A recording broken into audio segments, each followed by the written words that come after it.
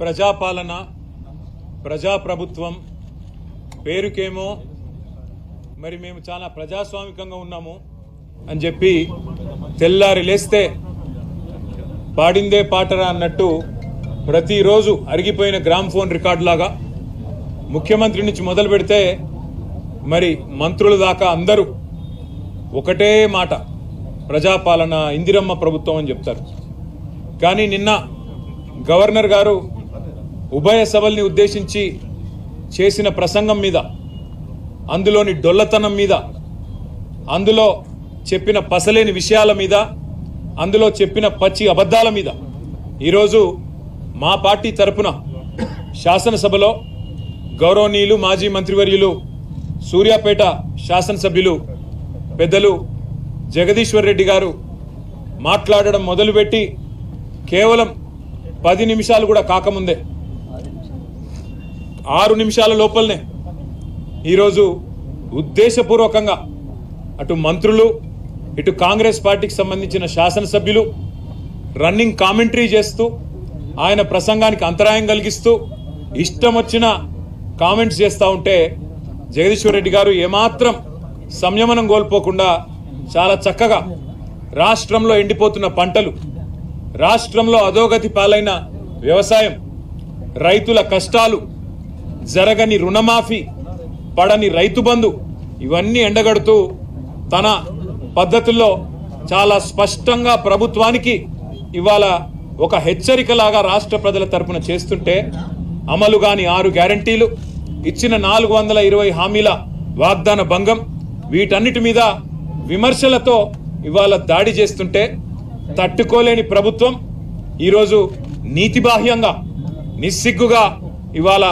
కేవలం అబద్ధాల మీద ఆధారపడే ఈరోజు మా గౌరవ సభ్యులు జగదీశ్వర్ రెడ్డి గారిని అనని మాటను అన్నట్టుగా చిత్రీకరించి ఇవాళ సస్పెండ్ చేసే ప్రయత్నం చేసింది. ఇవాళ 2 ముఖ్యమైన విషయాలు ఇక్కడ మేము చెప్పాల్సింది. జగదీశ్వర్ రెడ్డి గారు ఒక్కటంటే ఒక్క మాట కూడా, ఒక్క పదం కూడా అన్పార్లమెంటరీ మాట శాసనసభలో మాట్లాడలేదు. కేవలం అన్నది ఒకటే ఒక్క మాట. ఏమన్నారు ఆయన? స్పీకర్ గారు, మీరు మాకందరికీ తండ్రి లాంటి వారు, మీరు మా అందరి తరపున అక్కడ ఉన్నారు, మా అందరి హక్కులు మీరే కాపాడాలి అని ఆక్రోశం వ్యక్తం చేశారు. దాంతోపాటు ఎక్కడా కనీసం ఒక్క మాట కూడా స్పీకర్ గారిని అగౌరవంగా పొరపాటున కూడా పెద్దలు జగదీశ్వర్ రెడ్డి గారు అనలేదు. కానీ ఇవాళ అనని మాటను అన్నట్టుగా ఇవాళ జరగని తప్పునేదో తరిగినట్టుగా చిత్రీకరించి ఇవాళ మా గౌరవ సభ్యులు జగదీశ్వర్ రెడ్డి గారిని ఏదైతే ఈ సమావేశాలు ముగిసేంత వరకు సస్పెండ్ చేస్తున్నామని చెప్పి ఏకపక్షంగా నియంతృత్వ పోకడలతో ఈ రాష్ట్ర ప్రభుత్వం 5 గంటలు సభను వాయిదా వేసి ఢిల్లీలో ఉండే రేవంత్ రెడ్డి గారి ఆదేశం మేరకు గొంతు నొక్కి మా కనీసం ఉరిశిక్ష వేసే ముందు కూడా ఆ ఉరిశిక్ష ఎవరికైతే విధిస్తారో వారికి తమ వాదన చెప్పుకునే అవకాశం ఇస్తారు. కానీ జగదీశ్వర్ రెడ్డి గారి కనీసం తాను చేసిన తప్పేంది, నేను ఏం మాట్లాడినా తప్పు మాట అని కనీసం వివరణ అడగడానికి గాని, అవసరమైతే మా నాయకుడు, మా పెద్దలు, ప్రతిపక్ష నాయకులు, తెలంగాణ సాధించిన పెద్దలు గౌరవనీయులు కేసీఆర్ గారు మాకు స్పష్టంగా ఆదేశం ఇచ్చినారు. స్పీకర్ గారు పెద్దవారు, ఒకవేళ ఆయన బాధపడి ఉంటే ఏం పర్వాలేదు, మీరు విచారం వ్యక్తం చేయండి, తదనంతరం సభను సజావుగా జరిగేటట్టు సహకరించండి అని చెప్పి మాకు ఆదేశం ఇచ్చినారు. ఆ మాట మేమందరం కూడా, శాసనసభ్యులందరం కూడా పోయి స్పీకర్ గారికి, శాసనసభ వ్యవహారాల మంత్రి శ్రీధర్ బాబు గారికి కూడా స్పష్టంగా చెప్పొచ్చినాం. సార్, మాకు మైక్ ఇవ్వండి, మేము నిజంగానే ఏదైనా పొల్లు మాట మాట్లాడింటే అవసరమైతే టీవీ పెట్టి శాసనసభలో చూపెట్టండి సభ్యులందరికీ, అన్ని పార్టీల అభిప్రాయాలు తీసుకోండి. ఇట్లాంటి ప్రతిష్టంభన ఏర్పడ్డప్పుడు 3 ఆఫ్ ద హౌస్ తీసుకుంటారు, అన్ని పార్టీల అభిప్రాయాలు తీసుకుంటారు. అవసరమైతే స్పీకర్ గారి ఛాంబర్లో ఒక సమావేశం పెట్టి ఈ ప్రతిష్టంభన తొలగించడానికి ప్రయత్నం చేస్తారు. ఒకవేళ ఏదైనా మాట దొర్లింది అని మీరు భావిస్తే మా సభ్యులు హుందాగా ముందుకొచ్చి విచారం వ్యక్తం చేయడానికి కూడా సిద్ధంగా ఉన్నాము. మా నాయకుడు చెప్పారు, మేము అనలేదు, తప్పు మాట అనలేదు, ఒక్క మాట కూడా పొల్లు మాట మాట్లాడలేదు. అయినా సరే స్పీకర్ గారి మీద ఉండే గౌరవంతో, ఆ పదవి మీద, ఆ రాజ్యాంగబద్ధమైన వ్యవస్థ మీద ఉండే గౌరవంతో మేము అవసరమైన విచారం వ్యక్తం చేసి సభ సజావుగా జరగడానికి సహకరిస్తామని చెప్పి హుందాగా మేము పోయి స్పీకర్ గారికి, శాసనసభ వ్యవహారాల మంత్రి గారికి చెప్పినాం. కానీ ఇవాళ చేయని తప్పుకు ఈరోజు మొత్తం సెషన్ అంతా కూడా సస్పెండ్ చేస్తున్నామని చెప్పి ఏకపక్షంగా అక్కడ మా పెద్దలు హరీష్ రావు గారు రిపీటెడ్గా అడుగుతానే ఉన్నారు, మా పార్టీ తరఫున మా వాదన చెప్పనివ్వండి, మేము చెప్పాలనుకున్నది వినండి అని చెప్తే కూడా వినిపించుకోకుండా కేవలం కాంగ్రెస్ పార్టీ శాసనసభ్యులు ఒక 4-5 మాట్లాడించి, ఒక 3-4 మంత్రులతో మాట్లాడించి, ఇక అది మాత్రమే మూడ్ ఆఫ్ ద హౌస్ అన్నట్టు, వాళ్ళు చెప్పిందే వేదం అన్నట్టు, వాళ్ళు చెప్పిందే సత్యం అన్నట్టు ఇవాళ ఏకపక్షంగా బుల్డోజింగ్ ధోరణితో, నియంతృత్వ పోకడలతో ఈ రాష్ట్ర ప్రభుత్వం, శాసనసభ వ్యవహారాల మంత్రి శ్రీధర్ బాబు గాని, ముఖ్యమంత్రి రేవంత్ రెడ్డి గాని ఏకపక్షమైన నిర్ణయం తీసుకొని ఇవాళ మా సభ్యుడు గొంతు నొక్కడం జరిగింది. అందుకే ఇవాళ రాజ్యాంగాన్ని రచించిన భారతరత్న డాక్టర్ బాబాసాహెబ్ అంబేద్కర్ గారికి ఈ రాష్ట్రంలో జరుగుతున్న రాజ్యాంగ హక్కుల హననం గురించి, ఈ రాష్ట్రంలో జరుగుతున్న అప్రజాస్వామికమైన పోకడల గురించి మరి నిరసన చెప్పడానికే ఇక్కడ వచ్చి కూర్చున్నాం. మరి ఇక్కడికి వచ్చి చూస్తే పరిస్థితి ఏందండి?